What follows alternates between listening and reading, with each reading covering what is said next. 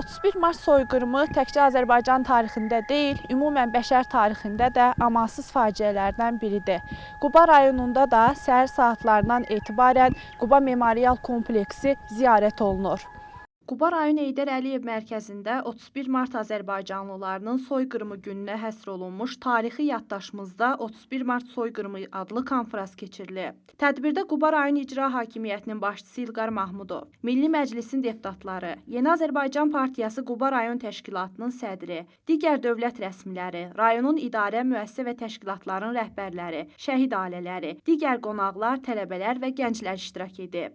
Tədbirdən əvvəl Ulu Öndər Heydər Əliyevin adını daşıyan parkda ümumilli liderin abidəsi ziyarət olunub. Abidə önünə gül dəstələri düzüblər. Tədbir Azərbaycan Respublikasının dövlət himninin səsləndirilməsi və Azərbaycan Respublikasının müstəqilliyinin qorunması yolunda ömrünü xalqına həsr etmiş Ulu Öndər Heydər Əliyevin, Azərbaycanın müstəqilliyi, suverenliyi, ərazi bütövlüyü uğrunda şəhid olmuş qəhrəmanlarımızın və soyqırımı qurbanlarının bir dəqiqəlik sükutla yad edilməsi ilə başladı. Sonra 31 mart soyqırımına həsr olunmuş videoçarx nümayiş olundu. Tədbirdə çıxış edənlər 1918-ci il mart hadisələrinin mahiyyəti, Azərbaycanlılara qarşı törədilmiş soyqırım siyasəti və bu faciənin tarixi yaddaşımızda yeri barədə ətraflı məlumat vermiş, faciənin unudulmaması, gələcək nəsillərə düzgün çatdırılmasının vacibliyini xüsusi vurğulamışlar. Qeyd edilib ki, 1998-ci ildən 31 mart Azərbaycan Respublikasında dövlət səviyyəsində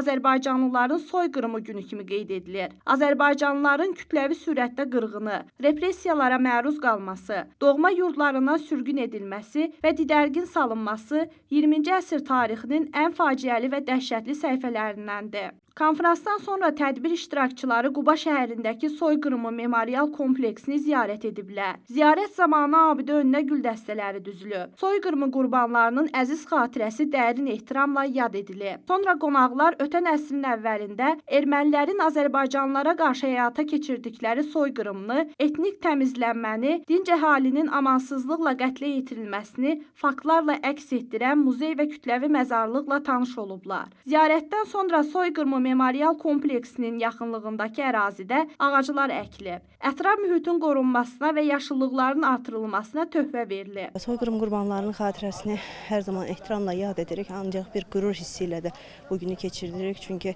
44 günlük vətən müharibəsində biz onların qisasını aldıq. Bütün şəhidlərimizin xatirəsi bugün şaddır.